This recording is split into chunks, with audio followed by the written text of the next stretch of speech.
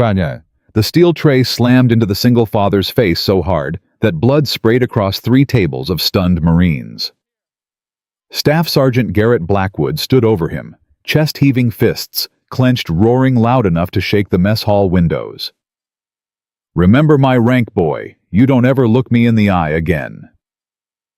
Ethan Whitmore, a quiet widower with a 6-year-old daughter waiting at home, coughed red onto the tile floor.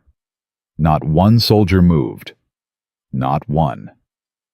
But in the far corner, a woman in a faded gray jacket slowly set down her coffee and smiled. Because Garrett Blackwood had just made the last mistake of his career. Before we dive in, drop the name of the city you're watching from in the comments so I can see how far this story has traveled. And if you believe in justice, hit that subscribe button right now. You won't want to miss how this ends. The mess hall at Camp Pendleton smelled like burnt coffee and floor wax that morning, and Ethan Whitmore was just trying to eat his eggs in peace. He was 41 years old, a civilian contractor working maintenance on the base, and he had exactly 38 minutes before he had to clock in. His daughter Lily was 6 years old and waiting for him to pick her up from the daycare at the end of his shift. She'd made him promise that very morning that he'd be home in time to read her the dinosaur book, the one with the Triceratops on the cover, the one her mother had read to her every night before the cancer took her 2 years ago. Ethan had promised, he always promised, and he always kept his word. He sat alone at a small table near the window, hunched over a tray of scrambled eggs and dry toast, reading a paperback novel with a cracked spine. He wasn't a Marine. He wasn't a soldier. He was a former Navy man himself, honorably discharged 8 years back, but he didn't advertise it. He didn't wear patches or hats or tell war stories at bars. He just worked. He just raised his little girl. He just tried to hold the world together one day at a time. Across the mess hall, Staff Sergeant Garrett Blackwood was holding court. Blackwood was 46, 6'3", built like a refrigerator with legs. His chest was covered in enough ribbons and medals to blind a man in direct sunlight. Navy SEAL, 3 combat tours, Silver Star, Purple Heart. The kind of resume that made colonels nod respectfully and new recruits stammer when they shook his hand. He was also, though nobody on that base had the courage to say it out loud, a monster.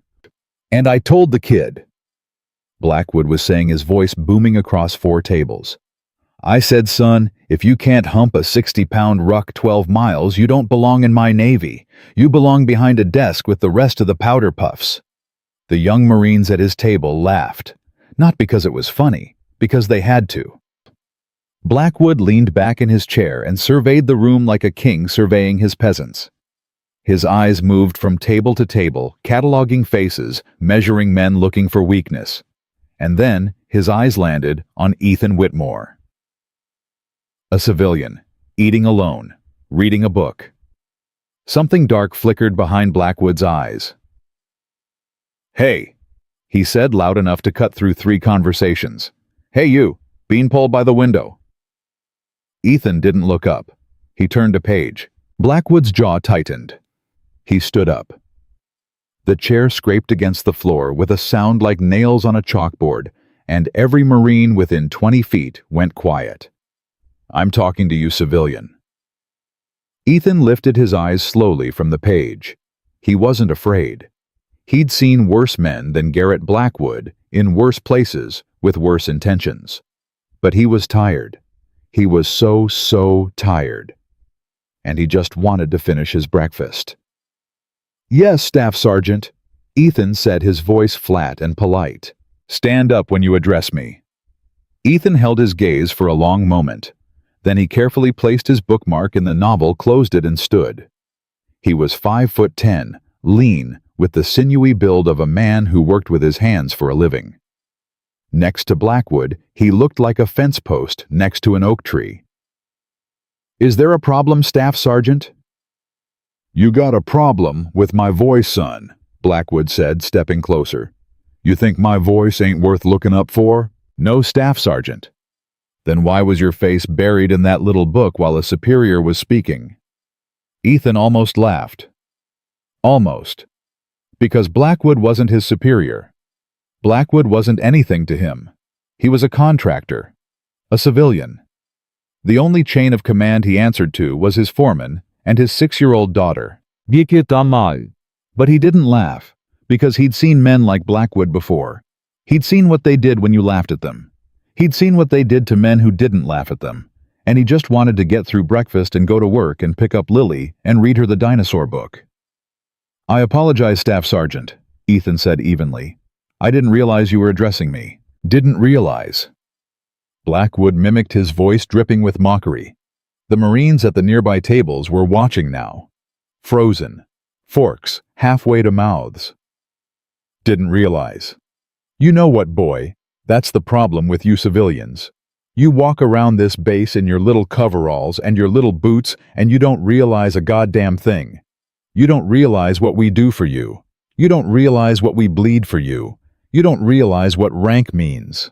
"I understand, Rank Staff Sergeant. Do you—" Blackwood took another step forward. He was close enough now that Ethan could smell his aftershave, sharp and chemical, and something else underneath it. Something that smelled like rage. "Do you really? Because from where I'm standing, son, it looks like you need a lesson." Ethan's hands stayed loose at his sides. He kept his breathing steady. He kept his face blank. Every instinct he'd buried 8 years ago, every reflex he'd trained himself out of for the sake of his wife, and then the sake of his daughter, was screaming at him. But he kept them buried. Because the second he let them out, the second he responded the way his training told him to respond, his life was over. Civilians don't get to lay hands on Navy SEALs. Not in this military. Not in this system. Not ever. "Staff Sergeant, I don't want any trouble. I'm just trying to eat my breakfast." "Oh, you don't want any trouble." Blackwood smiled. It was the smile of a man who was already picturing the damage. "You hear that boy's beanpole here doesn't want any trouble." A few of the younger Marines laughed nervously. "But see, son, that's not your call to make. Trouble is my call to make, because I'm the one with the trident on my chest. I'm the one who earned the right to make calls in this mess hall. You're just a civilian with a book." And then, without warning, Blackwood's hand shot out and slapped the novel off the table. It hit the floor with a soft smack. Pages splayed open. The bookmark spun away across the tile. A few Marines winced. A few looked away. Ethan looked down at the book. It had been a gift from his wife. One of the last things she'd ever given him before the chemo stole her voice, and her hair, and her laugh, and finally, her life. He'd been reading it for 2 years, on and off, unable to finish it, because every page felt like saying goodbye to her all over again.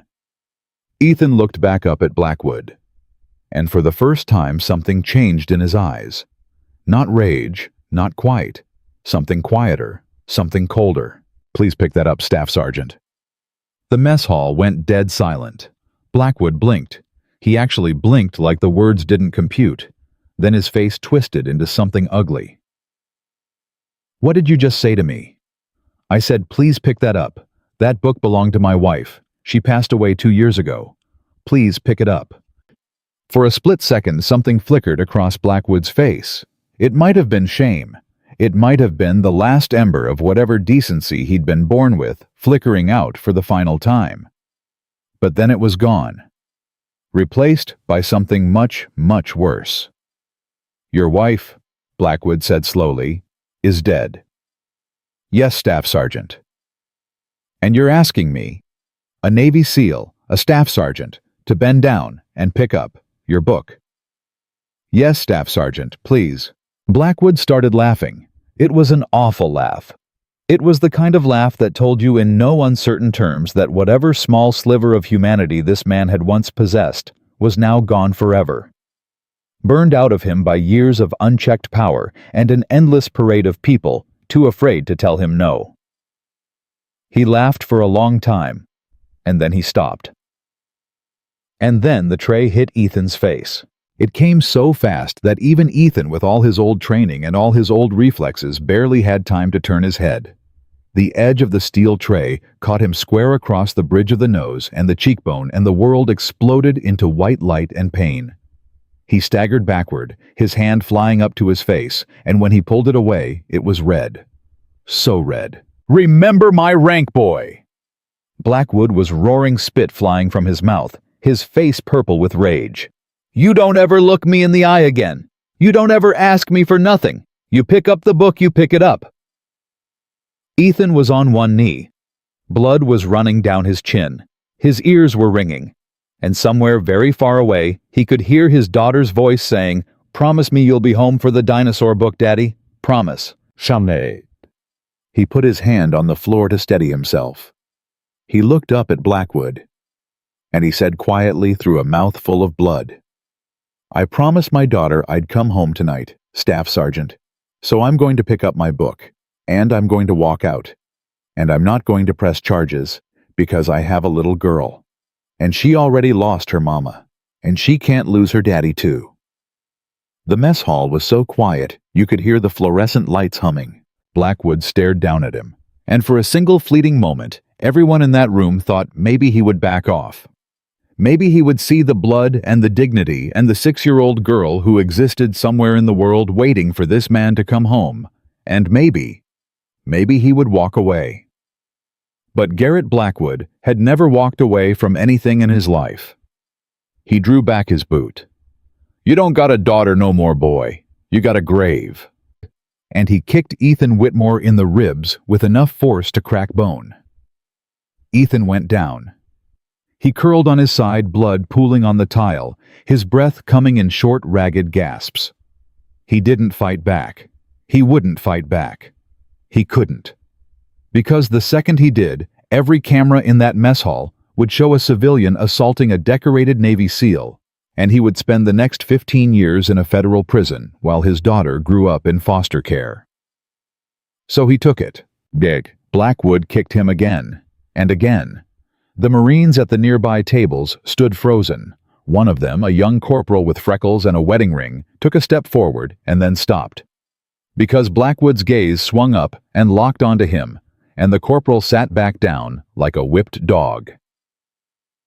"Anybody else got a problem with my rank?" Blackwood bellowed at the room. "Anybody?" Silence. 1,040 men and women in uniform. Marines, sailors, airmen. A handful of Army liaisons. 1,040 trained warriors. And not one of them moved. Not one. Bossie. Because Garrett Blackwood wasn't just a Navy SEAL. He was the system.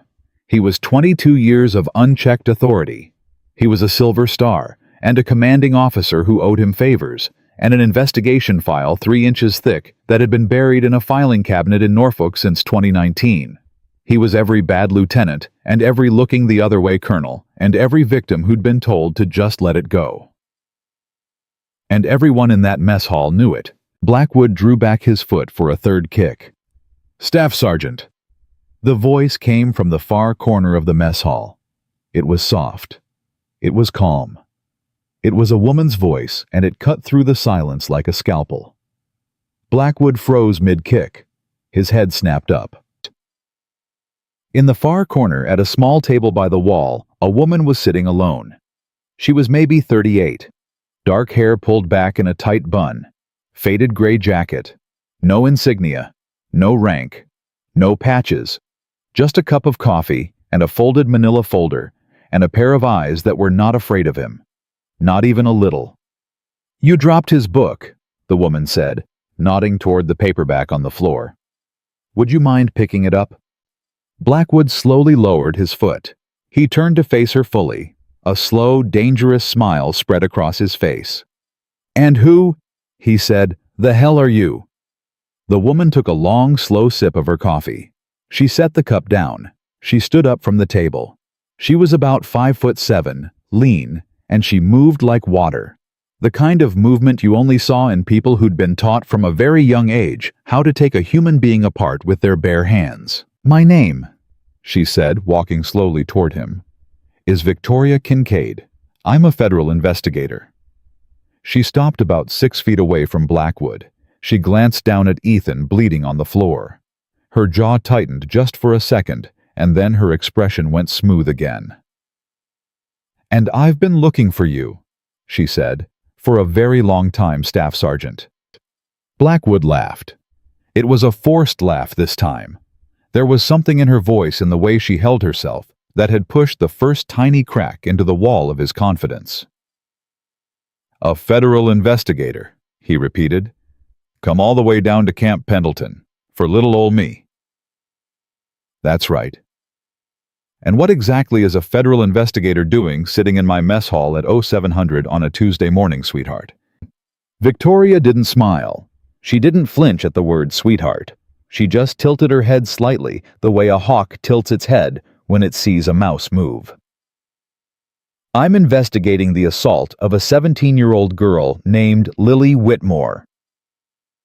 The mess hall, which had already been silent, somehow got quieter. On the floor, Ethan Whitmore's eyes flew open. He tried to push himself up onto his elbow. Blood dripped from his chin onto the tile. "Lily," he whispered. "My Lily is 6. She's just a little—" "Not your daughter, Mr. Whitmore," Victoria said, her voice softening for just a single syllable before it hardened again. "Your niece, your brother's girl, the one who reported an assault at a base housing unit in Coronado 18 months ago. The one whose case was buried. The one whose file disappeared from 3 different desks before it ever reached a prosecutor." Ethan's face went pale under the blood. Lily, his brother Mark's only daughter, 17 years old, the sweet, shy girl who'd come to stay with him and his late wife one summer when Mark was deployed. The girl who'd stopped smiling 18 months ago, and nobody knew why. The girl his brother had been quietly, desperately trying to help ever since, while the Navy hemmed and hawed and lost paperwork and said there wasn't enough evidence. He'd had no idea. No idea. Victoria turned her eyes back to Blackwood, and now for the first time, her expression was not calm. It was something much colder than calm. "I've been building a case against you for 14 months, Staff Sergeant. I have 3 other victims. I have phone records. I have a witness in your own unit who's ready to testify. And as of this morning, I have video footage from the 4 security cameras in this mess hall that just watched you assault a civilian in front of over 1,000 witnesses." Blackwood's smile faltered. Just for a second. Then it came back bigger, uglier. "You got nothing, little girl. You know how many people have tried to come at me in 22 years. You know how many investigators. You know how many bleeding hearts with folders full of evidence. They all went away. Every single one. You know why? Because I'm a Navy SEAL, and the Navy takes care of its own." "The Navy," Victoria said quietly, "is about to learn that there are some things it can't take care of anymore." "Is that a threat?" "That's a fact." Blackwood took a step toward her. "Staff Sergeant," Victoria said, and her voice dropped an entire octave. "I'm going to ask you one time to step back and place your hands on top of your head. There are MPs on their way to this mess hall right now. You are under arrest for the assault on Mr. Whitmore, pending further charges related to the Lily Whitmore case." Blackwood laughed. "MPs on this base for me." He shook his head. "Honey, those MPs drink beer at my house on Saturday nights. They ain't arresting nobody." "Step back, Staff Sergeant. Hands on your head." "Or what?" Victoria didn't answer. She just stood there, calm, still, waiting. Something about the stillness finally got through to Blackwood. Something about the way she wasn't reaching for a weapon, wasn't backing up, wasn't calling for backup. Something about the way she was standing there, like a woman who genuinely, honestly, did not believe she needed any of those things. His jaw tightened. "I'll tell you what, or," he growled, and he reached out and grabbed her by the upper arm. It was the same grip he'd used 100 times on 100 other people. Hard enough to bruise, hard enough to scare, hard enough to remind whoever he was touching that he was bigger, stronger, and meaner than they were. Victoria looked down at his hand on her arm. Then she looked back up at him. "Staff Sergeant Blackwood," she said calmly, "I'm going to give you 3 chances to let go of my arm." Blackwood grinned. "Or what, Princess?" 1. "You think you scare me, little piece of—" 2. Federal paper pusher in a mess hall full of my 3. His grip tightened. And then something happened that nobody in that mess hall, not the Marines, not the sailors, not the terrified young corporal with the wedding ring, not even Ethan Whitmore bleeding on the floor would ever, for as long as they lived, be able to fully describe. She moved. That was all anybody saw. She moved. And it wasn't the kind of movement a regular person made. It wasn't even the kind of movement a trained person made. It was something else. Something faster and quieter and more precise than anything 1,040 trained warriors had ever witnessed up close. Blackwood's hand was on her arm. And then it wasn't. And then Blackwood was on the floor. And face down. Arm twisted behind his back at an angle that arms were not built for. Victoria's knee planted between his shoulder blades. Her other hand calm and steady, pressing the back of his skull into the cold tile floor. Her coffee cup was still on the table. It hadn't even finished cooling. The entire move had taken by the honest estimation of a Marine staff sergeant who'd been standing 6 feet away somewhere between 1 and 2 seconds. Staff Sergeant Garrett Blackwood. Victoria said, her voice level and clear and loud enough to carry to every single person in that mess hall. You are under arrest for the assault of Mr. Ethan Whitmore. You have the right to remain silent.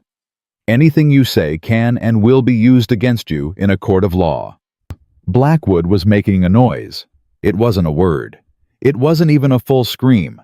It was something small and strangled and completely unlike anything anyone in that room had ever heard come out of the decorated war hero's mouth.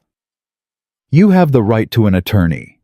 Victoria continued as calmly as a woman reading a weather report. If you cannot afford an attorney, one will be appointed to you. And then she looked up. She looked up at the 1,000+ men and women who had watched Garrett Blackwood beat a single father on the floor of that mess hall. She looked at the Marines who hadn't moved, the corporal who'd sat back down, the officers at the far tables who'd suddenly become very interested in their coffee. She looked at every single one of them. And she said clearly and without anger, I know most of you have stories. I know most of you have been too scared to tell them. I want you to know something. I want every single one of you to know this, and I want you to remember it for the rest of your careers. She paused. She adjusted her knee on Blackwood's back. He whimpered. Rank doesn't protect predators anymore. Not on my watch. Not in this Navy. Not ever again. The doors of the mess hall banged open. Dancing. 6 MPS poured in rifles at the low-ready faces grim. Behind them came a full-bird colonel Ethan didn't recognize, and behind him came a 2-star admiral whose face Ethan had only ever seen on television. The cavalry had arrived. But the cavalry was about 10 minutes late, and it didn't matter, because Victoria Kincaid had already done the job. She stood up. She brushed the front of her gray jacket. She walked over to where the paperback novel lay splayed on the floor, its spine broken, its pages stained with Ethan Whitmore's blood. She picked it up, carefully, like it was made of glass. She walked over to Ethan. She knelt beside him. She placed the book gently in his hands. Your daughter is waiting for you, Mr. Whitmore, she said softly. Let's get you home. Ethan looked at her, blood and tears and 22 years of swallowed fury running down his face. He opened his mouth to say something. A thank you, an apology, a question, anything. But no sound came out. Because in the silence of that mess hall, over the whimpering of a broken Navy SEAL, 1,040 soldiers were very quietly, one by one, beginning to stand up. Not for Garrett Blackwood. For him. For the single father on the floor with the dinosaur book to read and the 6-year-old girl at home. The standing started slow. 1 man near the back. Then 2. Then a whole row of young Marines near the serving line pushing back their chairs with a scrape that sounded like a prayer being answered. Within 10 seconds, every single person in that mess hall was on their feet, and not one of them was looking at Garrett Blackwood. They were all looking at Ethan Whitmore. Victoria kept her hand on Ethan's shoulder, steadying him as the MPs moved in on Blackwood with grim professional efficiency. Two of them hauled the big man to his feet, a third cuffed his wrists behind his back, and a fourth, a lance corporal, who couldn't have been more than 22 years old, read him his rights a second time, just for the record. "This is a mistake," Blackwood was saying. His voice had changed. Gone was the roar that had shaken the windows 10 minutes earlier. Now it was tight and nasal, the voice of a man who could feel his world tilting and didn't know how to stop it. "This is a federal overreach. I want my JAG. I want Captain Morrison. I want—" "Captain Morrison," the two-star admiral said, stepping forward, "is currently being questioned in a conference room at Building 14, Staff Sergeant." Blackwood's face lost its color. "On what charge?" he whispered. "Obstruction of a federal investigation," the admiral said. "Among other things." Blackwood opened his mouth, then closed it, then opened it again. "I want a lawyer." "You're going to need several," the admiral said quietly. Victoria stood up, her hand sliding off Ethan's shoulder. A Navy corpsman was already crouching beside him, checking his ribs, pressing gauze against the gash on his cheekbone. Ethan was moving now, sitting up slowly, but his eyes were far away. His lips kept moving, forming the same three words over and over, silent as prayer. "Lily. My Lily." Victoria understood. Not the 6-year-old waiting at home for a dinosaur book. The other one. The niece. The 17-year-old girl who had walked into a police substation in Coronado 18 months ago and told the whole story to a desk sergeant who had nodded sympathetically and then filed the report in a folder that somehow miraculously vanished inside of a week. That Lily. She had been waiting for this morning too. Victoria walked over to the admiral. She flashed a badge he had already seen a copy of over encrypted email at 0400 that morning. "Admiral Hargrove," she said. "Thank you for the MPs. You had them in position before I did Agent Kincaid. I just signed the paperwork." "You signed it fast. That matters." "I had a daughter her age once." Hargrove's voice dropped so the Marines couldn't hear. "I read that file last night. I didn't sleep." "Nobody should sleep after that file, Admiral." He nodded once, his jaw tight. Then he turned and addressed the room, and his voice was the voice of a man who had somewhere in the last 20 minutes decided that he was done being careful. "Listen up. Every single person in this mess hall is to remain seated until MPs clear you one at a time. We will be collecting statements. We will be reviewing every single phone, every camera, every witness account. If you saw something, you say something. If you heard something, you say something. If you've been sitting on something for months because you were scared of the man on the floor today, is the day you stop being scared." He paused.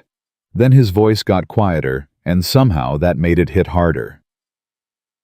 "The Navy protects its own. That is supposed to mean we protect the men and women who serve honorably. It was never supposed to mean what it has been made to mean. Not on my watch. Not anymore." And then he turned back to Victoria. "Agent Kincaid, the Whitmore family is your priority. Take him home. Take him to his little girl. We'll handle the rest here." Victoria nodded. She turned back to Ethan, who was on his feet now, unsteady, one arm slung over the corpsman's shoulder. His novel was clutched against his chest like a shield. "Mr. Whitmore," she said softly. "Can you walk?" "I can walk." "Can you answer a question?" He nodded. "Your niece, Lily. Does she know you were coming to the base today?" "I didn't even know I was coming to the base today," Ethan said, and there was a hollow little laugh in his voice. "I come here for work. I fix the HVAC units in Barracks 7 and Barracks 9. I didn't know anything about Lily's case. I didn't know there was a case. My brother Mark, he said Lily was going through a hard time. He said she wouldn't talk. He said the Navy was looking into something. That's all I knew. Your brother didn't tell you the rest. Mark doesn't tell me the bad things. He never has. He's 2 years younger than me. When our dad died, he was 14. I raised him. He still thinks he's protecting me from something." "He was," Victoria said. Ethan's jaw worked. He looked down at the book in his hands. The bloody fingerprints on the cover. The paperback his wife had given him on their 10th anniversary 3 months before she'd been diagnosed. "The man in cuffs," he said slowly, "hurt my niece." "Yes, and the Navy buried it? 3 different times. And you came here today to do something about it. I came here today to arrest him. I didn't know he was going to put you on the floor in front of me to do it." Ethan looked up at her. There was a long pause. Then he said quietly, "I'm glad he did." Victoria didn't answer, but something in her eyes, something behind the cool federal agent composure, softened for just a moment. Then she got her arm under his other shoulder, and together with the corpsman, she walked Ethan Whitmore out of that mess hall, past 1,040 silent standing soldiers, through the double doors, and into the morning sunlight. Behind them, Garrett Blackwood was being walked out the service entrance in handcuffs. His war hero walk was gone. His chest was not puffed out. His chin was not high. He shuffled. He actually shuffled. And as the MPs loaded him into the back of an unmarked sedan, one young private by the window would later swear under oath that he saw a tear roll down Staff Sergeant Garrett Blackwood's cheek. Nobody in that mess hall felt sorry for him. Victoria got Ethan to the passenger seat of a black government SUV. The corpsman promised the ribs weren't broken, just badly bruised, and the gash on his cheekbone would need stitches, but could wait an hour. Ethan said the only words he'd said twice since they'd left the mess hall.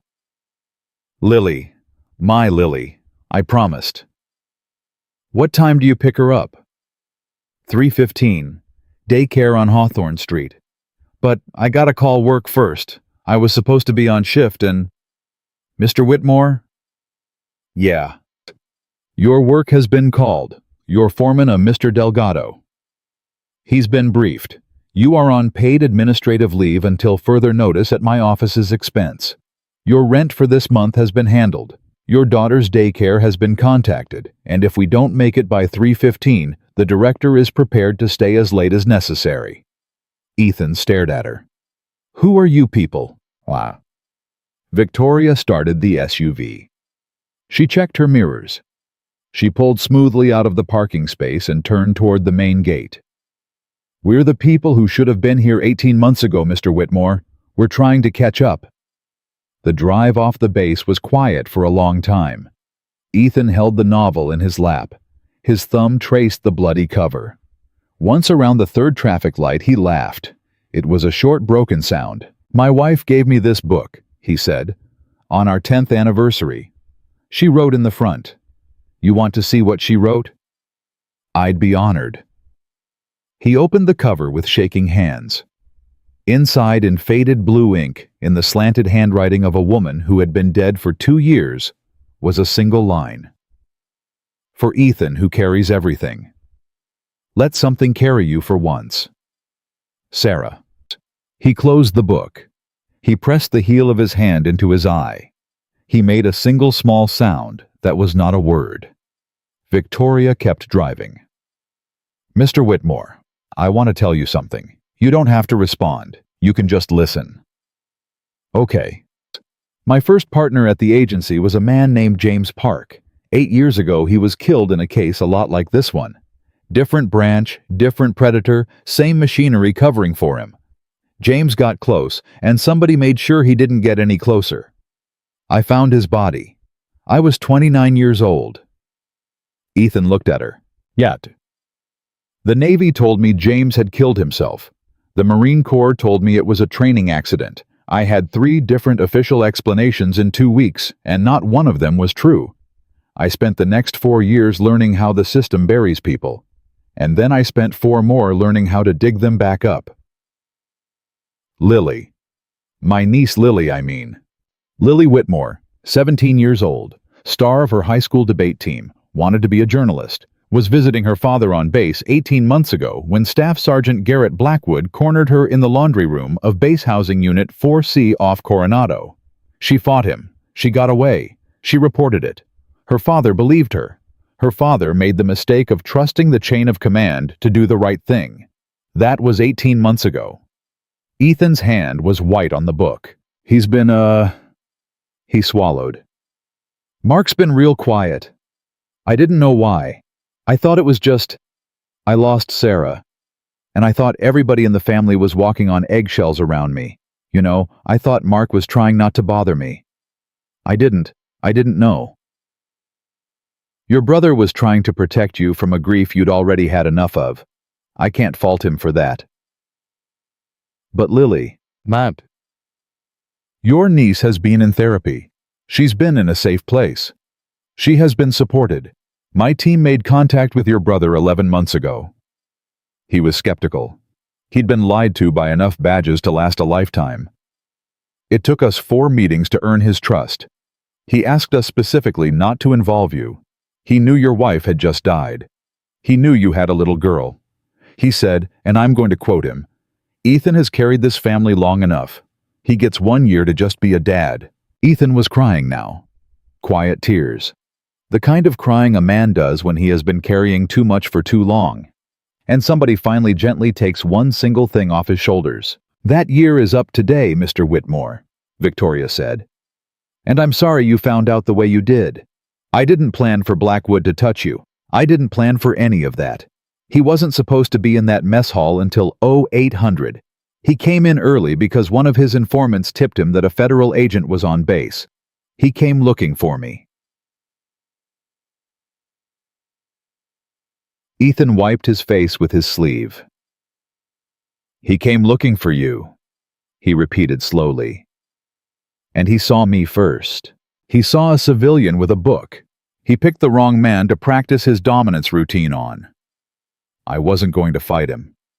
I know. I have a daughter. I can't go to prison. I can't leave her alone. Not after Sarah. I know, Mr. Whitmore. I know. He was going to kill me." Ethan said it flat, like he was saying the weather. "That third kick. If you hadn't spoken, that third kick was going to hit my head. I could see it in his eyes. He wasn't going to stop." Victoria's jaw tightened on the wheel. "I know. How long had you been in the mess hall?" 42 minutes. I watched you come in. I watched you sit down. I watched him watch you.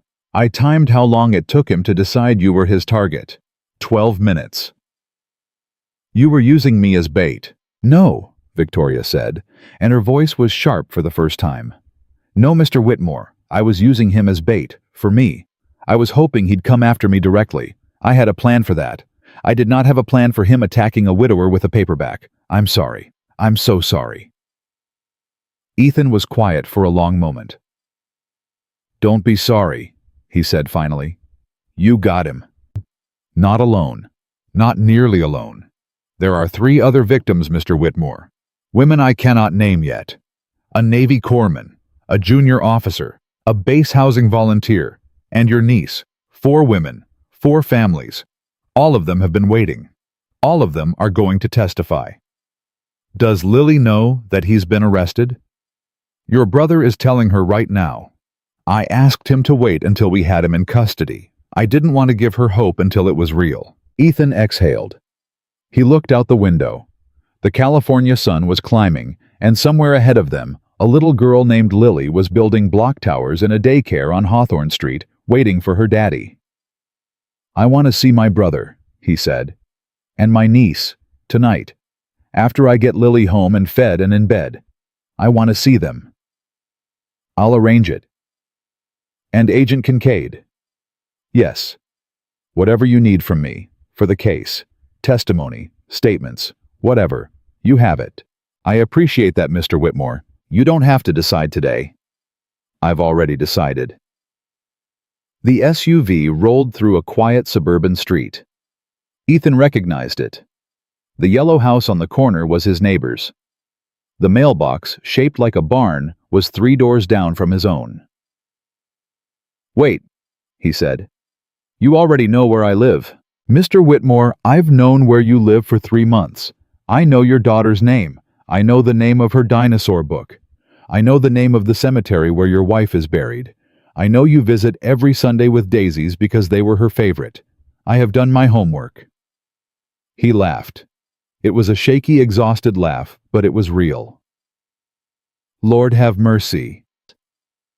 I also know your daughter has a tooth coming in that's been bothering her, and that your refrigerator is making a noise your landlord has been ignoring for 2 months. My office is having that fixed this afternoon, along with the railing on your back porch. Consider it hazard pay." Agent Kincaid. "It's Victoria. After today, it's Victoria." "Victoria." He said it carefully. Why all of this? Why go so far for people you don't know?" She pulled up in front of a small, tired, beloved little house with a lopsided mailbox and a tricycle in the yard. She put the SUV in park. She turned to look at him. "Because 8 years ago, nobody went this far for my partner James. Because I spent 4 years learning how men like Blackwood get protected. And I decided, Mr. Whitmore, that I was going to spend the rest of my career learning how to unprotect them. Your family was on my list. Your niece was on my list. Today was the day I got to pull a name off. That's not nothing. To me, that's not nothing." Ethan Whitmore. The quiet widower with a 6-year-old daughter and a paperback novel in his lap looked at the federal investigator who had, in a single morning, broken open 18 months of silence and taken down a man who 1,040 trained soldiers had been too afraid to touch. He reached across the center console and put his hand over hers. "Thank you," he said. "On behalf of my brother, on behalf of my niece, on behalf of Sarah, wherever she is. Thank you, Victoria." Her hand stayed under his for a moment. Then she nodded once. "Go get your little girl, Mr. Whitmore." He got out of the SUV. He closed the door gently. He stood there for a second in the California sunlight, with a bloody bookmark sticking out of his paperback novel, and stitches he hadn't gotten yet on his cheekbone and bruised ribs that were going to keep him up for a week. And for the first time in 2 years, since the morning he'd buried Sarah Ethan, Whitmore felt something that wasn't grief and wasn't duty and wasn't the grinding, endless exhaustion of holding a family together by himself. He felt something lift, just a little, just enough. He walked into his house. He showered. He put on a clean shirt. He drove to the daycare on Hawthorne Street. He walked in at 3:09 p.m., 6 minutes early, just like he'd promised. Lily Utes early, just like he'd promised. Lily saw him from across the room. She dropped her blocks. She ran to him with her arms wide open, shouting, "Daddy!" at a volume that made the other parents smile. He picked her up. He held her so tight that his ribs screamed, but he didn't care.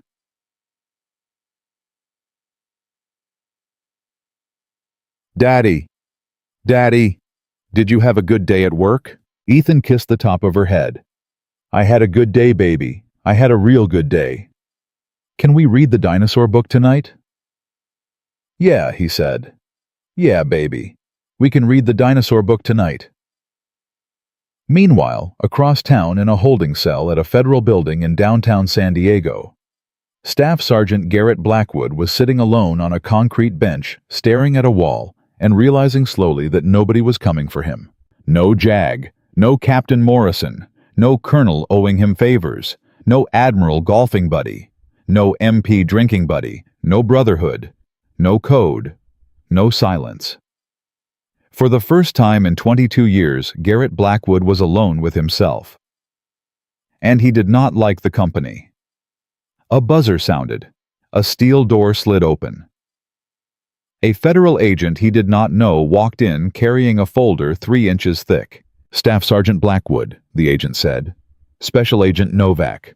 We have some things to discuss, starting with a young woman named Lily Whitmore." Blackwood looked up at him. His face was gray. His hands were shaking. Just a little. Just enough for a trained observer to notice. "I want my lawyer." "Your lawyer is on his way. But before he gets here, I want you to understand something, Staff Sergeant.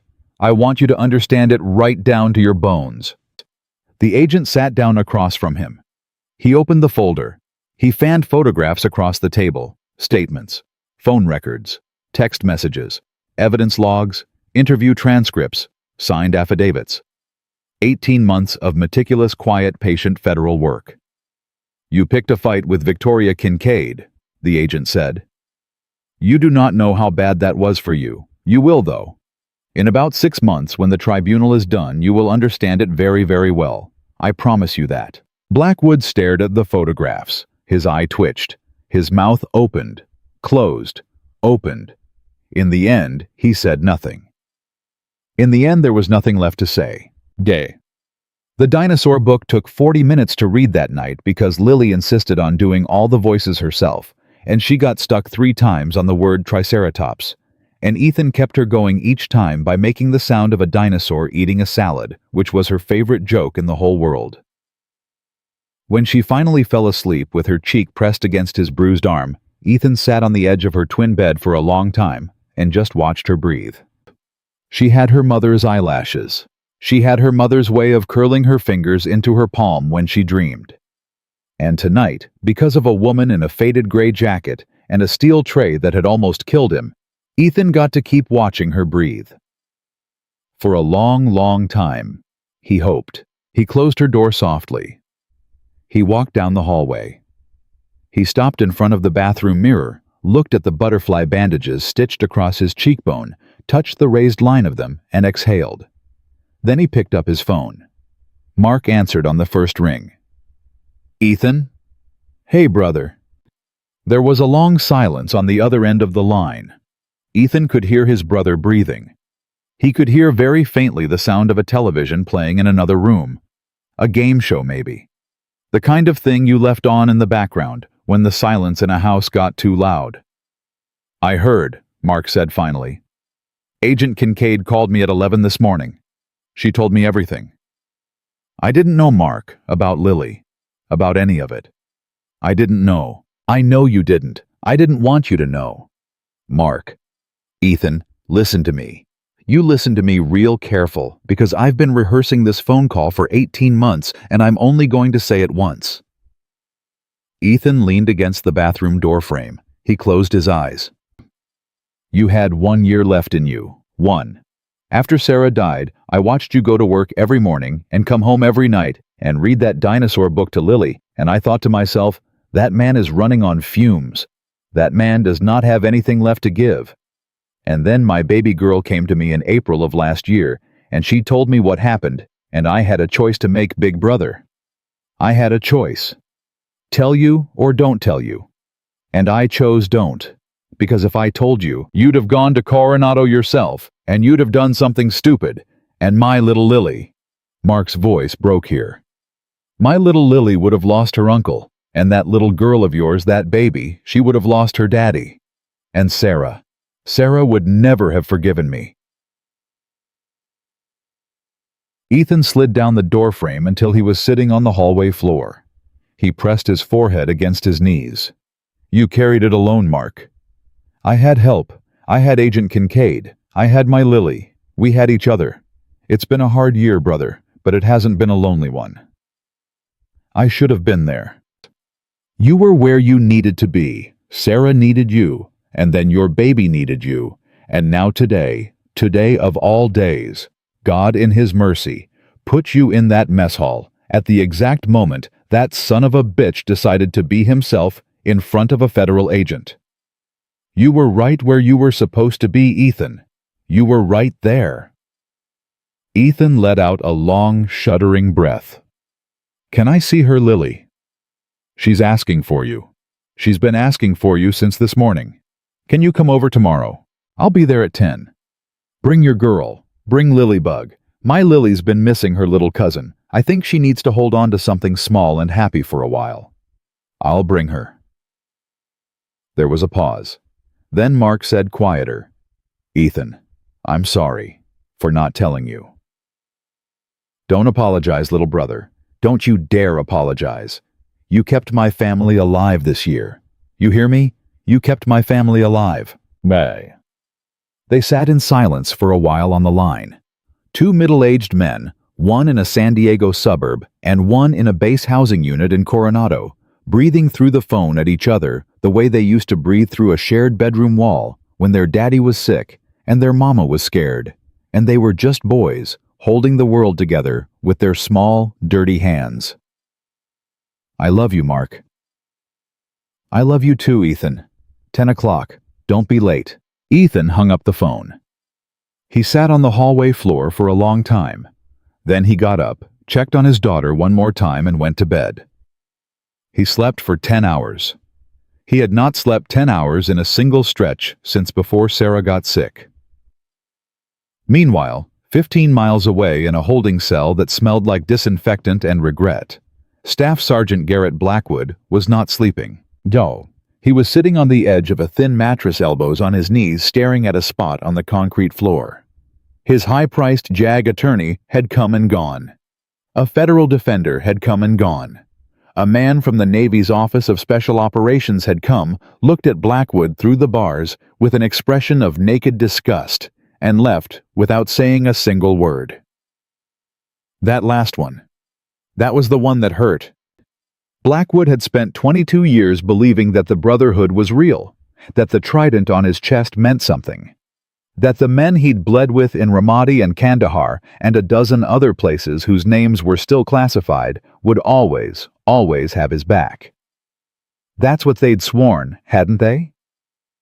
That's what they'd told each other on bad nights and worse mornings. Brothers forever, no man left behind. But the man from OSO had left him behind. The man from OSO had not said one single word. And Blackwood understood very clearly that the Brotherhood was gone. It had evaporated the moment his face hit the mess hall floor.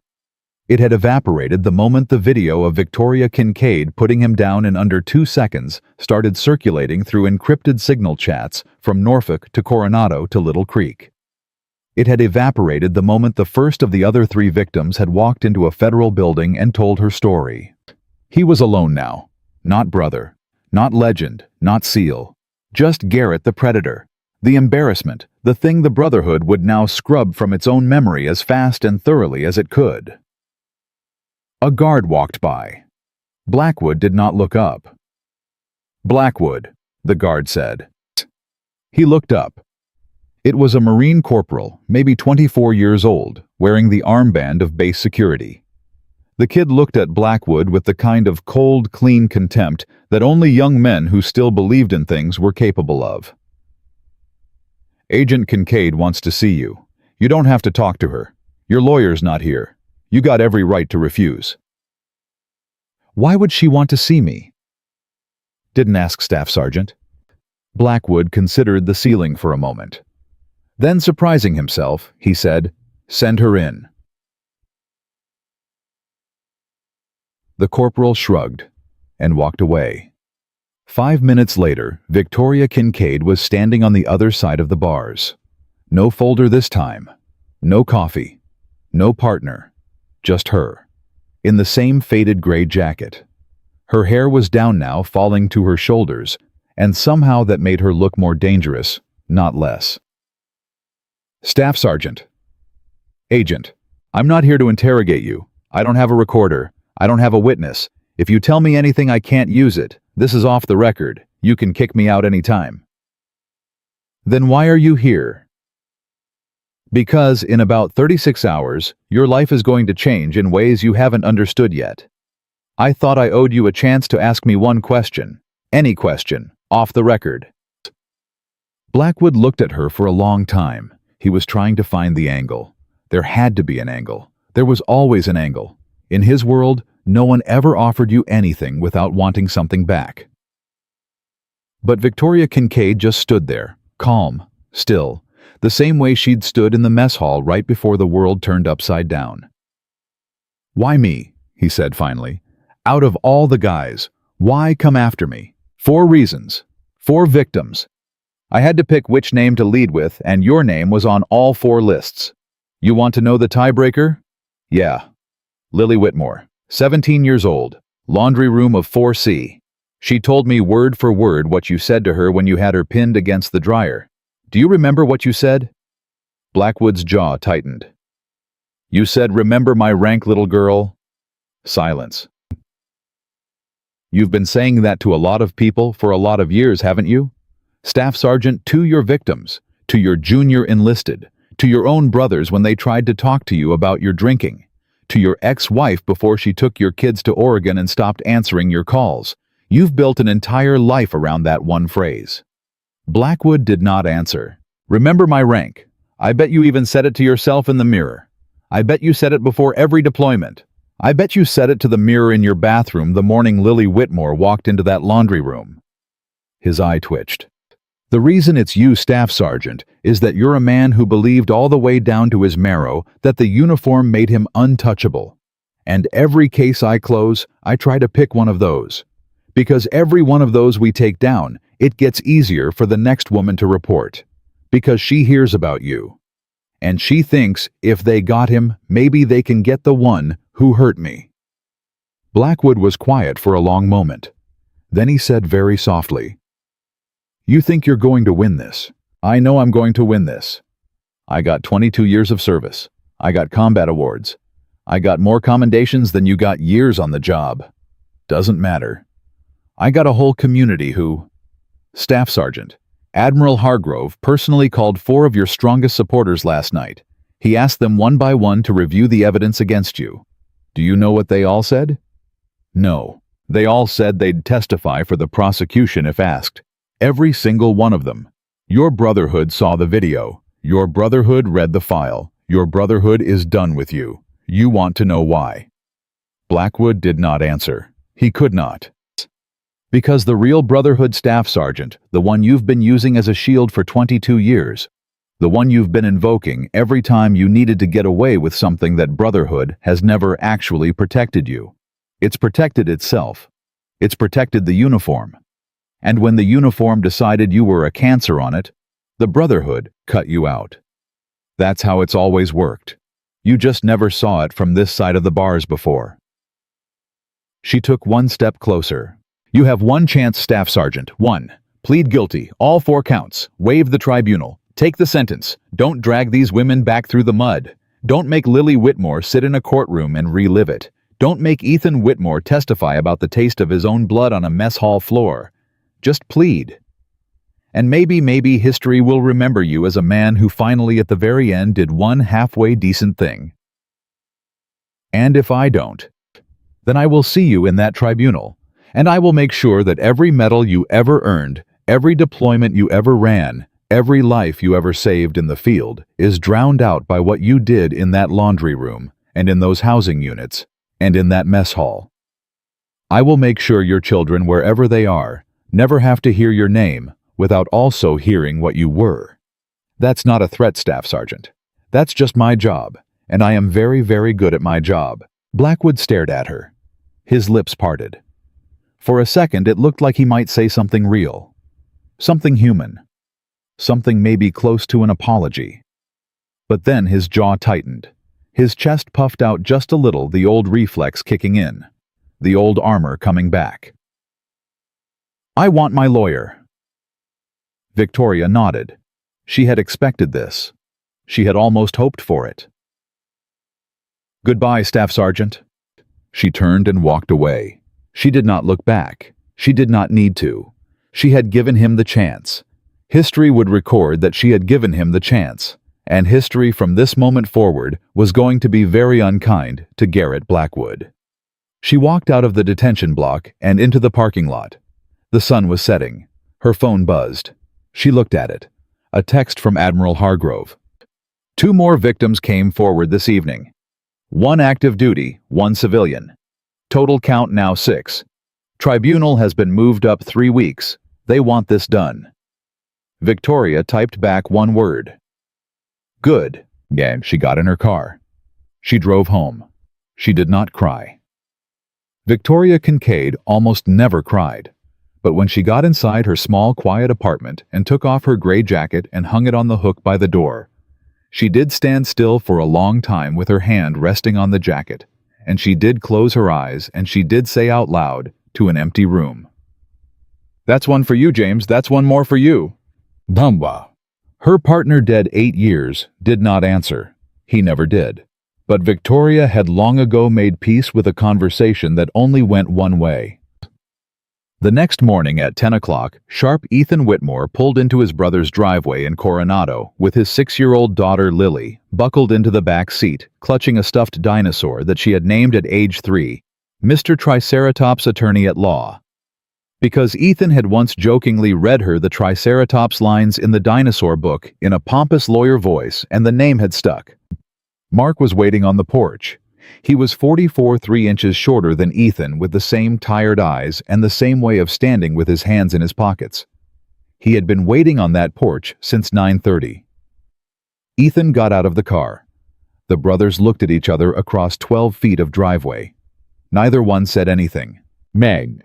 Then little Lilybug jumped out of the back seat, sprinted across the lawn with her dinosaur under one arm, and shouted, "Uncle Mark, Uncle Mark, Daddy has a boo-boo on his face, look."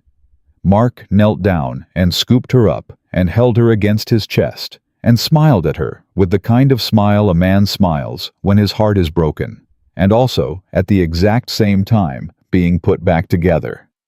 "I see that, Lilybug. Your daddy has a big boo-boo. But we're gonna take care of him, ain't we?" "Yeah. Do you have Band-Aids?" "The princess ones." "Daddy's Band-Aids are boring." "I bet Cousin Lily has some princess ones." "Cousin Lily!" Little Lily shrieked, and she wriggled out of Mark's arms and ran for the front door. Mark stood up slowly. He looked at Ethan. Ethan looked at Mark. Then the two grown men met in the middle of the driveway and held each other for a long, long time. Ethan was crying. Mark was crying. Neither one of them cared. They were the Whitmore brothers. They had buried a father and a mother, and 2 years ago a sister-in-law. They knew how to hold each other up. They had been doing it their whole lives. "She's inside, Ethan. She's waiting for you." "Is she okay?" "She's scared, but she's okay. She needs to see you." Ethan nodded. He squared his shoulders. He walked up the porch steps. He stepped into his brother's house. 17-year-old Lily Whitmore was standing in the living room between the couch and the coffee table, wearing jeans and an oversized sweatshirt with the sleeves pulled down over her hands. She was pale. She had lost weight. She looked 10 years older than the girl Ethan remembered, the girl who'd made blueberry pancakes in his kitchen 3 summers ago and laughed at his terrible jokes. But she was standing. She was here. She was alive. When she saw Ethan, her face crumpled. "Uncle E?" she whispered. "Hey, kid. I'm sorry.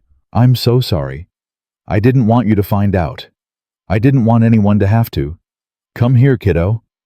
She ran to him. Ethan opened his arms, and his niece fell into them, and he held his brother's little girl against his chest while she cried into his shirt. And he did not shush her, and he did not tell her it was okay, and he did not try to fix anything, because he had learned over 2 years of grief that sometimes the most loving thing you could do for a person was simply stand still and let them weep into you. "I should have told you," she kept saying. "I should have told you, Uncle E. I should have told you. I should have told you." "No, sweetheart. You don't owe anybody that. You don't owe me. You don't owe your dad. You don't owe anybody. What happened to you is not something you have to apologize for. Ever. Not to anybody. You hear me?" She nodded against his shirt. "You're so brave, Lily. You know that. You walked into a police station with this, and they buried it, and you didn't give up. And then a federal agent came, and you trusted her, and you told your story again. And because you did that, there are 5 other women at least who are going to be able to sleep tonight knowing that man is in a cell. Because of you. Because you were brave." "I didn't feel brave, Uncle E." "Brave people never do, kiddo. That's how you know they're the real thing." Little Lilybug came padding into the living room with her stuffed dinosaur and a look of deep 6-year-old concern on her face. She tugged on her cousin's sleeve. "Cousin Lily, are you sad?" "A little bit, Lilybug." "Do you want to hold Mr. Triceratops Attorney at Law?" Big Lily laughed. It was a small wet laugh, but it was real. Yeah, I'd like to hold Mr. Triceratops." "No." The 6-year-old gravely placed her beloved stuffed dinosaur in her 17-year-old cousin's arms. Big Lily hugged him. Little Lily nodded approvingly. He's a good lawyer, Cousin Lily. He's gonna make everything be okay. Ethan looked at Mark over the top of the two girls' heads. And for the first time, in a very, very long time, the Whitmore brothers smiled. The smile did not last long because 2 days later the news broke. Did not. It started with a local San Diego affiliate picking up a leaked mess hall video, and within 6 hours it was on every major network in the country. A Navy SEAL decorated war hero publicly arrested for the assault of a civilian widower in front of 1,000 Marines. A federal investigator female who had taken him down in under 2 seconds with her bare hands. 4 known victims, then 6, then by the end of the week 9. Ethan Whitmore woke up on a Saturday morning to find 3 news vans parked on his street. He called Victoria from the kitchen while Lily ate her cereal. Agent Kincaid. Victoria, remember? Victoria, there's reporters outside my house. I know, I'm in the one at the end of the block. You're what? I had a feeling this might happen this morning. I've been here since 5. Give me 2 minutes. 90 seconds later, Victoria was on his porch in jeans and the same gray jacket holding 2 cups of coffee and looking for the first time since he'd met her slightly annoyed. Mr. Whitmore. Ethan. After today, it's Ethan. She allowed herself a small smile. Ethan, the video has gone national. Your face is on the news. Your name is going to be out there by lunch. I need to ask you a question, and I need you to take your time answering it. Okay. Eddie? Do you want to speak to the press, or do you want to stay silent? Both are valid. Both have consequences. If you speak, you become a public figure, which is hard on a single father with a 6-year-old. If you stay silent, other people tell your story for you. I can help you do either one, but you have to tell me which. Ethan looked into the living room where Lily was watching cartoons and humming to herself. He thought for a long moment. If I stay silent, he said slowly, does it hurt the case? No. Your testimony is already recorded. The video speaks for itself. Does it hurt the other victims? No, they've chosen to stay anonymous for now, your niece included. Then I stay silent. You sure? I'm sure. Lily doesn't need a famous daddy. She needs a daddy who picks her up at 3:15. Okay, then here's what we're going to do. I'm going to walk out there with you. You're going to say one sentence. You're going to say, I'm grateful to be alive. I'm grateful to Agent Kincaid and her team. I have nothing further to say. Please respect my daughter's privacy. And then we walk to your truck and we leave. You ready? Yeah, let me tell Lily. He went into the living room. He sat on the couch next to his daughter. He took her small hand in his big one. Lilybug. Yeah, Daddy. There are some TV people outside. They're gonna ask Daddy some questions. Daddy's gonna say a couple words, and then we're gonna get in the truck and we're gonna go get pancakes. Okay. Chocolate chip pancakes. Chocolate chip pancakes. Yay! He carried her out the front door on his hip. Victoria walked a step ahead, one hand raised the other discreetly on her jacket, near what Ethan now understood was a holster. The microphones came at him like a flock of birds. The shouting was all at once, all overlapping, all hungry. Mr. Whitmore, can you describe what happened? Did you know Blackwood before the assault? Is this your daughter? Is this the girl from the file? Ethan stopped. He felt Lily tense against him. He took a breath. I'm grateful to be alive. I'm grateful to Agent Kincaid and her team. I have nothing further to say. Please, I'm asking you as a father, please respect my daughter's privacy. One reporter, a young woman with kind eyes, actually stepped back. Thank you, Mr. Whitmore. But another one, a man with a too tight shirt and a microphone he was using like a weapon, pushed in closer.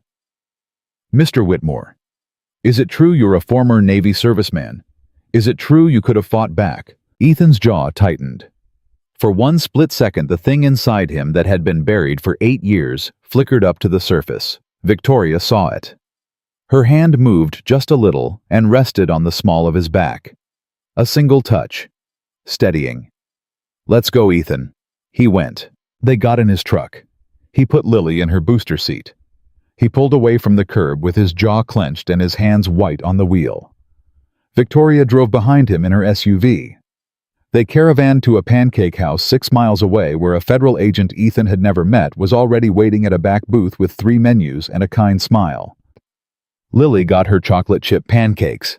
The kind federal agent, whose name turned out to be Carmen, turned out to be very good at drawing dinosaurs on napkins, and within 10 minutes, she and Lily were deep in negotiations over whether a T-Rex could beat a Stegosaurus in a fight. Ethan and Victoria sat one booth over, close enough to see Lily, far enough to talk. "You did good back there." "I almost didn't." "I know. I saw. You held it. That's what good does, Ethan. Good isn't never feeling the urge. Good is feeling the urge and holding it anyway." He stirred his coffee.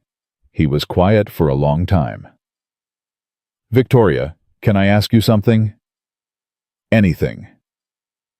"The tribunal. It's in 3 weeks. What's going to happen?" She set down her cup. She folded her hands. This was the part of the job she hated the most. Not the arrest, not the chase, but this. The long, honest conversation with a victim about what justice was actually going to look like. "It's not going to be satisfying, Ethan. I need you to know that up front. Military tribunals are slow. They are deliberate. They allow the defense a lot of room. Blackwood's lawyer is going to attack the victims. He's going to attack Lily. He's going to attack your niece. He's going to say she made it up. He's going to bring up every boy she ever dated in high school. He's going to read her text messages out loud. He is going to try very, very hard to make a 17-year-old girl look like a liar in front of a panel of officers. That's what he's paid to do. That's how this works." Ethan's hands tightened on his coffee cup. "And our side? Our side is going to put 9 women on that stand one after another, and we are going to let them speak. Not for revenge, for truth. Your niece will be one of them. I've been preparing her for 6 months. She is ready. She is so much readier than her lawyer." "Will he get convicted?" Yes. The video alone is enough for the Whitmore assault. The phone records alone are enough for 2 of the other counts. The DNA evidence, and I am telling you this because I trust you, Ethan, and because I need you not to share it, the DNA evidence on a piece of clothing from the 4th victim, which Blackwood's people tried to destroy and failed, is enough for the last count. He will be convicted. He will lose his rank, his benefits, his pension, and his freedom. The only question is how much prison time he serves, and that depends on how hard his lawyer fights. "And my niece. Your niece will testify on day 3. I'll be in the courtroom. Your brother will be in the courtroom. You can be in the courtroom if she wants you there. It is entirely her choice. And afterwards, Ethan, she will go home. She will keep going to therapy. She will start college in the fall because she got into San Diego State last month, and she's going to be a journalism major, which I think is the best possible revenge a girl could get on the man who tried to silence her." Ethan exhaled. He had been holding a breath he didn't know he was holding. "Thank you." "Don't thank me yet. We have 3 weeks of hard road ahead." "Victoria." "Yeah." "Will Lily be okay?" "My niece Lily. After all this, will she be okay?" Victoria looked across the pancake house at little Lilybug, who was drawing her own version of a Stegosaurus on a napkin with intense 6-year-old concentration. Then she looked back at Ethan. "I have sat with 87 victims in my career, Ethan. 87 women who trusted me enough to tell me the worst thing that ever happened to them. I have watched them over months, years. I have watched which ones heal and which ones get stuck. I can tell you with as much certainty as I can tell you anything that your niece Lily is going to be okay. She has a father who believes her. She has a therapist who's been walking with her for a year. She has a 17-year-old best friend from her debate team who has been her anchor since day 1. She has a 6-year-old cousin who calls her cousin Lily like it's a sacred title. And she has an uncle who, when he found out what happened, did not ask her a single question about what she was wearing or whether she'd been drinking. You don't know how rare that is, Ethan. You don't know how many uncles fail that test. 게임의 순위. Ethan looked down at his coffee. He blinked. Mark failed it when he first heard. You know that he told me on the phone. The first thing he asked Lily was if she'd been drinking. He hates himself for it. He's been in counseling about it for a year. And then, he spent the next 12 months doing everything right. That's what grown men do, Ethan. They fail, and then they do better. Your brother is a good father. Your niece knows he's a good father. That's why she's going to be okay. A silence settled over the booth. A good silence. The kind of silence two people can share when they've said enough true things for one morning. Then Ethan said quieter, "Can I ask you one more thing?" "Yeah." "The 3 weeks between now and the tribunal. What do? I feel like I need to do something. I feel like if I just sit in my house waiting, I'm gonna lose my mind." "Then don't sit. Pick your daughter up from daycare on time every day. Read her the dinosaur book. Call your brother every night. Visit your niece twice a week. Go to Sarah's grave on Sunday with daisies like you always do. And on the days you feel helpless, I want you to remember something." "What?" "You already did your part, Ethan. You walked into that mess hall and you made a choice. When he hit you, when he kicked you. You had every right, by every law, by every rule of self-defense to fight back. And you didn't. Because you chose your daughter over your pride. Do you understand how much strength that took? Do you understand how few men on this planet could have done what you did?" He couldn't speak. "Every soldier in that mess hall stood up for you at the end, Ethan. Not because you fought. Because you didn't. Because you made them see in their bones what real discipline looks like. Real discipline is not hitting back when you have every right to. Real discipline is a single father with a paperback book and a promise to a little girl. The Marines in that mess hall are going to remember you for the rest of their lives. Some of them are going to be different officers because of you. Some of them are going to treat a civilian different tomorrow because of you. Don't you ever, Ethan Whitmore, think you didn't do your part. You did. You already did." Ethan covered his face with his hands. He sat like that for a long time. Across the aisle, little Lilybug had finished her stegosaurus and was now explaining to Agent Carmen in considerable detail that Mr. Triceratops' attorney at law had taken a very important case today and could not be bothered for at least 20 minutes. Agent Carmen was nodding very seriously. Ethan wiped his face. He took a long breath. "Okay," he said. "Okay. Daisies on Sunday. Dinosaur book every night. Brother on the phone. Niece twice a week. Daughter at 3:15. That's the job.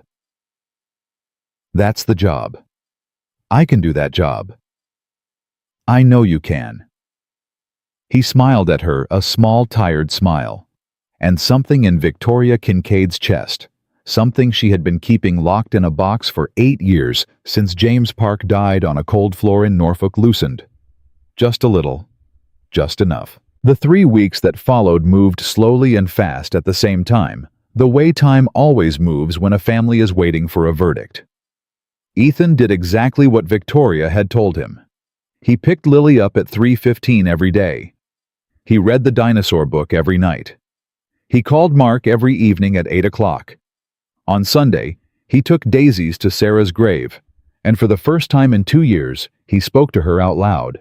"I met a woman baby, not like that, a federal agent. She saved my life, and she found out something about Lily, the big Lily Marks girl, and she's making it right. I thought you should know. I thought you'd want to know. Our family is going to be okay." He sat by the headstone for a long time. A breeze came up. The daisies shifted, and Ethan, who was not a superstitious man, closed his eyes and thought for a single warm moment that he could feel Sarah's hand on the back of his neck. The way she used to touch him just once when she was proud of him and didn't want to make a fuss about it.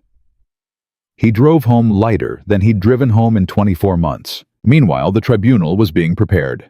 Victoria was in court filings every day. Admiral Hargrove was being called to testify in the preliminary hearings, and he was being called again and again, and he was showing up every single time, and he was not dodging a single question, and word of this was traveling through the fleet faster than any official memo. The old Navy, the Navy that had buried files and silenced victims for decades, was not happy. But the old Navy was also not in charge anymore. Something had shifted. Garrett Blackwood was offered a plea deal on day 11, 22 years. No possibility of parole for 15. Full dishonorable discharge, loss of all benefits, loss of pension, registration as a lifetime offender. His lawyer brought him the offer at 9:17 in the morning. Blackwood read it. His hands shook. He looked up. That's not a deal. That's a grave. Staff Sergeant, the alternative is a tribunal with 9 witnesses and a video. This is the deal. I strongly recommend you take it. No. Staff Sergeant. I said no. I want the tribunal. I want to face them. I want my day. I am a Navy SEAL, and I deserve my day. The lawyer looked at him for a long moment. Then he packed up his briefcase, slowly, deliberately. He stood up. He straightened his tie. Very well, Staff Sergeant. Then you will have your day. But I want to tell you something off the record before I leave this room. In 31 years of practice, I have never ever in my career represented a client who was offered a deal this generous in a case this strong. You are going to lose. You are going to lose badly. And when you lose, you are going to wish every single day for the rest of your life that you had taken my advice this morning. He left. Blackwood sat alone. For a long time. And then, for the first time in 22 years, Staff Sergeant Garrett Blackwood lowered his head into his hands. He did not cry. He was still too proud for that. But for the first time in a very quiet, very private moment in a cell, nobody was watching. He asked himself a question he had never in his entire adult life asked himself before. What did I do? What? He did not have a good answer. He sat with the question for a long time. And then the old armor came up. The old voice. The old rank. Remember my rank. And he shoved the question back down where it had always lived, and he went back to hating Victoria Kincaid. Because hating her was easier than thinking about Lily Whitmore in a laundry room, or Ethan Whitmore on a mess hall floor, or the 4 women he'd destroyed, whose faces, if he was honest, he could no longer remember clearly. Hating was easier. Hating was what he knew. But something had cracked. A very small thing. A very fine line. And Garrett Blackwood, lying alone on a thin mattress in a cell, could feel it whether he admitted it or not. On the night before the tribunal, Victoria came to Ethan's house with a folder and a serious face. Ethan, we need to talk. What's wrong? Nothing's wrong. But your niece asked me to ask you something. She wants to know if you'll sit behind her in the courtroom tomorrow, right behind her, where she can feel you. She said her words. She said, Uncle E has shoulders that block out bad things. I need him at my back. Ethan had to sit down. She said that. Those are her exact words. Tell her yes. Tell her I'll be there. Tell her I'll be there at 7 in the morning, and I'll be there all day, and I'll be there every day until this is done. I will. Victoria. Yeah. I'm scared. Good. That means you're paying attention. What if I can't? What if I can't sit there and listen to what he did to her without... Ethan, look at me. Ethan. He looked up. You are not going to do anything stupid in that courtroom. You are going to sit quietly, and you are going to breathe, and you are going to be the shoulders your niece needs. And afterwards, we are going to go for pancakes. You are going to hold it because you held it in the mess hall, and you know you can hold it. That's the deal. That's the job. Are you in? I'm in. Say it again. I'm in. One more time, like you mean it. I'm in, Victoria. I'm in. She nodded. She stood up. She walked to the door. She paused. Ethan? Yeah. 7 in the morning, courtroom 3. I'll pick you up at 6:15. I'll be ready. She left. Ethan sat alone in his quiet kitchen. He looked at the dinosaur book on the counter waiting to be read. He looked at the picture of Sarah on the fridge. He looked at the small, crooked drawing his daughter had made that morning of her family. 3 stick figures, Daddy, Lilybug, and Mommy, with a big yellow sun over all 3 of them. And Ethan Whitmore, single father, quiet widower, former sailor, current contractor, the man Garrett Blackwood had tried to kill with a steel tray on a mess hall floor, put his face in his hands, and finally let himself cry. Not out of grief this time. Out of something harder and cleaner and more honest.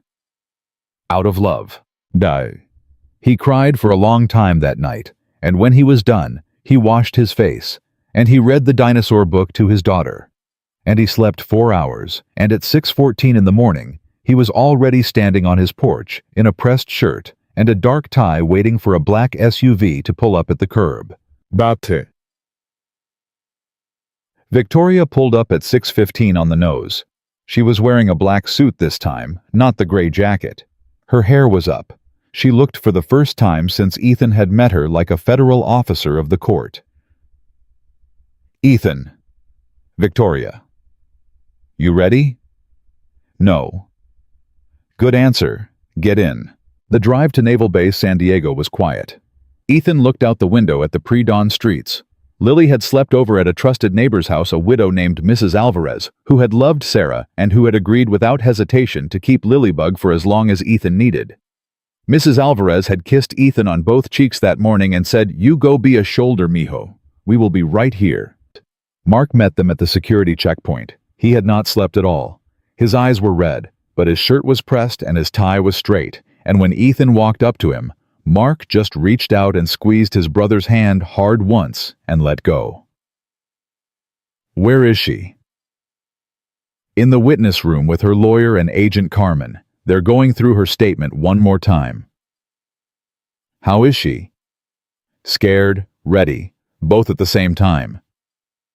That's how you're supposed to be, little brother. Yeah, I know. Inside courtroom, 3 things move the way military tribunals move. Slowly. Deliberately. With a weight that felt like the whole history of the Navy itself pressing down on the room. 3 officers sat on the panel. The presiding officer was a silver-haired captain named Margaret Ellis, with the kind of steady eyes that told you within 10 seconds of meeting her that she was not a woman who could be charmed or bullied or steered off course. On the defense side sat Garrett Blackwood. He was in his dress uniform. Somebody had allowed that. Victoria had fought it and lost. His lawyer, a thin man named Marsh, had insisted on it, citing precedent. Captain Ellis had allowed it with a tight mouth and a short nod. Blackwood looked different than he had in the mess hall. He looked smaller. His shoulders were not as square. His chin was not as high. He had lost weight in the 24 days since his arrest. His eyes, when they flicked up and caught Ethan's across the courtroom, were not the eyes of a man who believed he was going to walk out of this room. Ethan held his gaze for exactly 3 seconds. Then he looked away. He did not owe Garrett Blackwood another second of his attention. The first 2 days of the tribunal were procedural. Opening statements. Chain of evidence. The video of the mess hall played twice in full, with the sound turned up so that the whole panel could hear the exact pitch and volume of Blackwood's voice as he screamed, "Remember my rank, boy," into Ethan Whitmore's bleeding face. On day 2, Admiral Hargrove testified for 90 minutes about the pattern of buried files, missing paperwork, and protected careers that had allowed Staff Sergeant Blackwood to operate unchecked for 8 years. The defense objected 47 times. Captain Ellis overruled 46 of those objections. On day 3, Lily Whitmore took the stand. She walked in at 9:03 in the morning. She was 17 years old. She was wearing a navy blue dress that her Aunt Sarah had bought her 3 Christmases ago. She had cut her hair short the weekend before. She looked Ethan thought from his seat directly behind where she would sit like a young woman. Not a girl anymore. A young woman. She took the oath. She sat down. She placed her hands in her lap. She looked once at her father, once at her uncle, once at Victoria. And then she looked at the prosecutor, a calm-voiced lieutenant commander named Reese, and she waited for the first question. "Miss Whitmore, can you state your full name for the record?" "Lily Ann Whitmore. Miss Whitmore, I'm going to ask you to walk the panel through the events of April 14th of last year. Take your time. If you need a break, you tell us. Do you understand? Yes, sir. And then for the next 2 hours and 11 minutes, 17-year-old Lily Whitmore told the truth. She told it clearly. She told it in chronological order. She told it without crying except for one moment when she described the exact phrase Garrett Blackwood had whispered into her ear. "Remember my rank, little girl?" And her voice cracked and she paused, and she took a sip of water, and then she kept going. She was magnificent. Ethan sat directly behind her 3 feet away, close enough that she could feel the weight of his shoulders at her back. He did not move. He did not twitch. He did not let a single sound escape his throat. When she said the worst parts, he breathed through his nose, slow and steady, the way he had breathed on the mess hall floor while a man kicked him in the ribs. He held it. He held it for his niece, the way he had held it for his daughter. But Mark sat next to him, gripping Ethan's arm with a hand that was bone white. Across the courtroom, Garrett Blackwood's lawyer Marsh took notes. His face was unreadable. But as Lily's testimony went on and on and on, something began to change in the man's posture. He began very slightly to slump. He began very slightly to avoid looking at the panel. Because Marsh was a 31-year trial lawyer, and he had told his client 3 weeks earlier in a cell with concrete walls that this was exactly what was going to happen. And Blackwood had not listened. And now, in real time in front of 3 officers and a federal prosecutor and 9 witnesses still to come, Marsh was watching his client's last chance burn down to nothing. When Lily finished, Lieutenant Commander Reese said very quietly, "Thank you, Miss Whitmore. I have no further questions." Captain Ellis looked at Marsh. "Cross-examination, counsel." Marsh looked at his client. Blackwood's jaw was clenched. He nodded once, sharply. Marsh stood up. And then for 42 minutes, Marsh did exactly what Victoria had warned Ethan he would do. He attacked her. He brought up boyfriends. He brought up text messages. He brought up a party she had attended 2 weeks before the assault. He asked her twice what she had been wearing. He asked her 3 times why she had not screamed. He implied in polite and lawyerly language that she was a confused teenage girl who had made a bad decision and was now trying to blame a decorated war hero for her own regrets. Ethan's hands under the table curled into fists so tight that his fingernails drew blood from his palms. But Lily did not break. She answered every single question. She answered them in a voice that got, if anything, clearer and steadier as the hours went on. When Marsh asked her what she had been wearing, she said, "A t-shirt and jeans, sir. But I want to say for the record that what I was wearing is not relevant. A woman could be wearing anything or nothing, and it would not give Staff Sergeant Blackwood permission to touch her." Captain Ellis did not strike that answer. Captain Ellis, in fact, wrote it down. When Marsh asked her why she had not screamed, Lily said, "Because, sir, his hand was over my mouth, and because I was 17 years old. And because I was scared. And because in the moment all I could think about was surviving, which I did, and which is why I'm here today, to tell you what happened." Marsh, a 31-year veteran of the trial bar, had no follow-up. "No further questions, Your Honor." "The witness may step down. Miss Whitmore, thank you." Lily stood up. She stepped down from the witness stand. She walked slowly to where her father and her uncle were sitting. Ethan and Mark stood up at the same time as if pulled by the same string.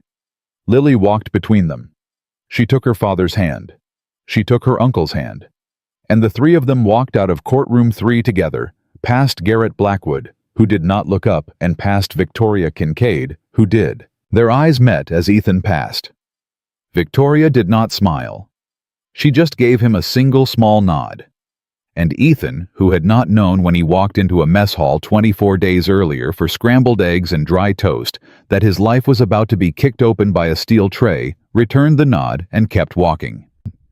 The tribunal went on for another 6 days. 8 more women testified. 2 were civilians. 6 were active duty or prior service. The DNA evidence on the piece of clothing that Victoria had mentioned was introduced on day 7. The defense made one more motion to suppress it. Captain Ellis denied the motion in a ruling that was later quoted in 3 law review articles as a landmark in military evidence law. On day 9, both sides rested. On day 10, the panel went into deliberation. They came back in 4 hours. Ethan was in the courtroom when the verdict was read. Mark was next to him. Lily was on the other side of Mark. Agent Carmen was with her. Victoria was at the prosecutor's table. Admiral Hargrove had flown back from Washington specifically to be present, and he sat in full dress uniform in the second row behind the prosecution with a face like carved stone. Captain Ellis read the verdict in a clear, steady voice. Guilty on all 9 counts. Sentencing would follow within 24 hours, but the panel, she said, wanted the accused to hear one thing immediately. Staff Sergeant Blackwood, please rise. Blackwood rose. He was shaking, visibly, for the first time since any of them had known him. This panel has considered your 22 years of service. This panel has considered your combat record. This panel has considered your commendations. And this panel has unanimously concluded that none of those things, none of them outweigh what you have done. The trust the United States Navy placed in you was a sacred trust. You violated that trust in the worst way a man can violate it. You used your rank as a weapon against women who had every right to be safe in your presence. You are not a hero. You are a predator who hid inside a hero's uniform. And today, the uniform is taken from you. Anna Blackwood opened his mouth. He closed it. His lawyer put a hand on his arm.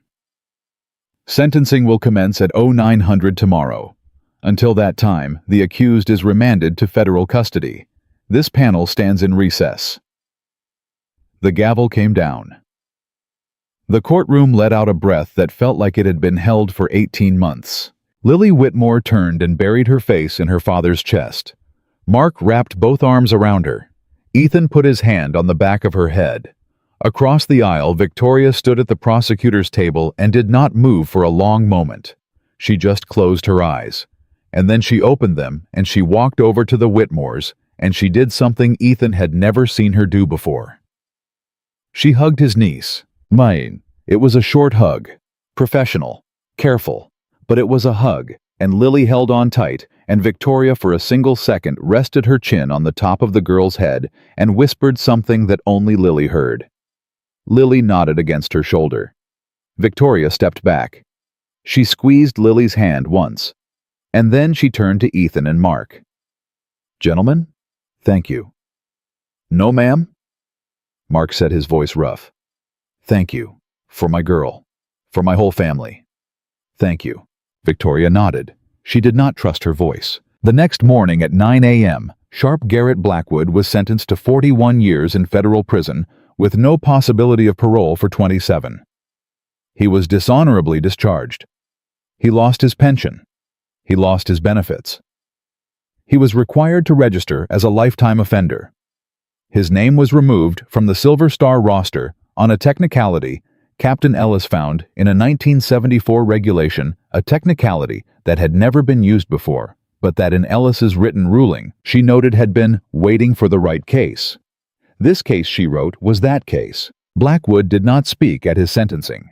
When given the opportunity for a final statement, he stood silent for 94 seconds, and then he sat back down. Whatever he had planned to say, he did not say. Some part of him, some small remaining part, had understood that there was nothing to say.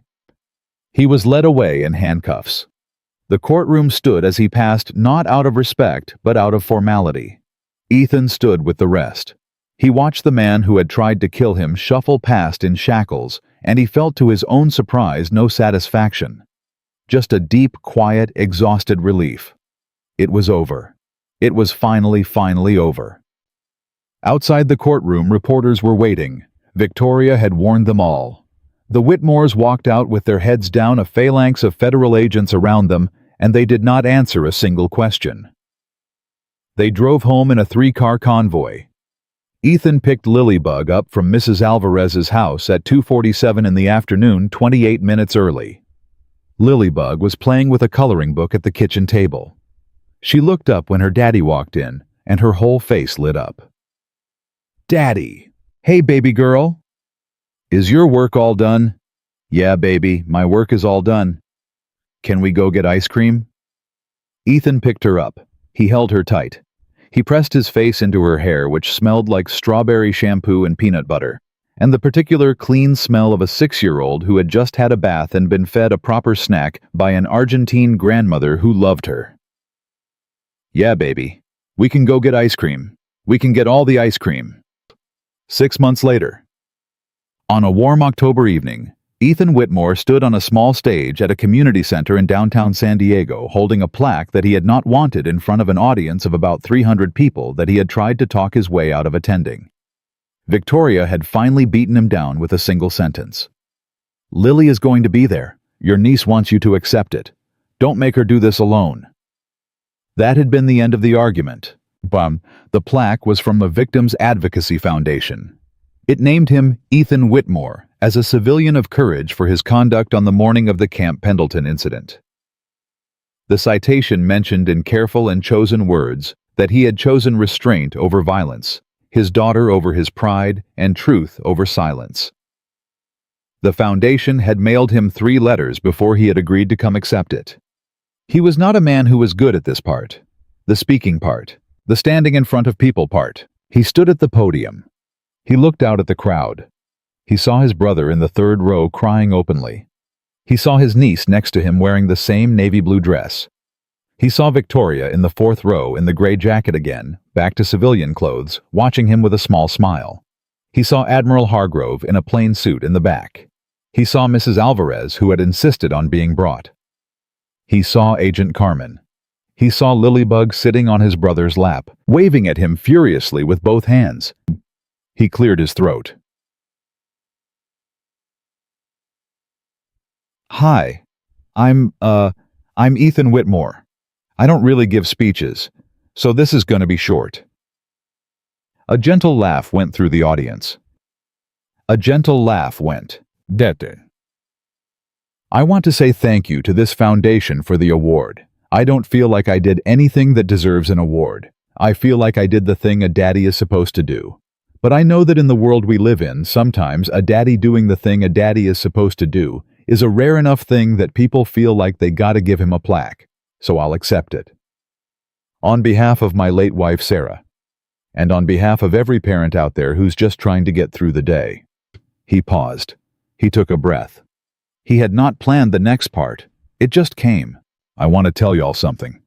The day I got hit in that mess hall, I had one thought in my head. Not pride, not rank, not fight back, not even justice. My one thought was, I promised my little girl I'd read her a dinosaur book tonight. That's it. That was the whole thing. A dinosaur book. That was what held my hands down at my sides. That was what kept me from doing something that would have sent me to prison and left her an orphan. A dinosaur book. The room was silent. So if there's anybody out there listening to me tonight who feels like they're too small, like what they do don't matter, like nobody sees what they do, I want you to hear me. I want you to hear me real careful. Read the dinosaur book. Show up at 3:15. Make the chocolate chip pancakes. Take the daisies to the grave on Sunday. Those things ain't small. Those things are what built everything that saved my life that morning. Those things is what saved my niece's life too, and my brother's, and maybe even mine. His voice broke just a little. He pushed through it. There was a federal agent in that mess hall. She's sitting in the 4th row. I'm not gonna make her stand up 'cause she'd kill me. But she's the reason I'm here. And she's the reason my niece got her day in court. And she's the reason a real bad man is gonna spend the rest of his life in a cell instead of in a uniform. Agent Kincaid. Victoria. I don't know how to thank you in a way that's big enough. I don't think such a thank you exists in the English language. So I'm just gonna say, on behalf of the whole Whitmore family, and on behalf of a little girl named Lilybug, who thinks you hung the moon, thank you. Victoria was wiping her eyes. Carmen next to her was openly crying. So was Admiral Hargrove in the back, though he would later deny it to anyone who asked. That's it. That's my speech. Thank you. The applause went on for a long time. He stepped down from the podium. His niece met him at the bottom of the steps and hugged him so hard he felt his bruised ribs, which had never fully stopped aching, flare up one more time. He did not care. Mark came next and slapped him on the back and called him an idiot for making everyone cry. Victoria came last. She did not hug him. She just stood in front of him and looked up at him. "You did good, Ethan." "Did I embarrass you?" "You did the exact opposite of embarrass me." "Okay, good." She smiled. He smiled. And that was the story of how a quiet single father with a paperback novel walked into a mess hall at dawn, got hit across the face with a steel tray by a decorated Navy SEAL, and walked out. 24 days later, with a verdict, a foundation and a niece who was going to San Diego State University in the spring to study journalism because she wanted to spend her life writing stories that told the truth. 17-year-old Lily Whitmore did start college that January. She did become a journalism major. Her first published piece in the school paper her freshman year was a profile of a federal investigator who had once taken down a Navy SEAL in 2 seconds inside a mess hall. Victoria agreed to the interview on exactly one condition: that Lily not use her full name. Lily honored the agreement. The article was picked up by a national magazine. It won a student journalism award. It was, Victoria later admitted, one of the proudest moments of her life. She had the article framed on the wall of her apartment next to a small photograph of a man named James Park that she had loved and lost 8 years earlier. 6-year-old Lilybug turned 7, and then 8, and then 9. The dinosaur book eventually wore out.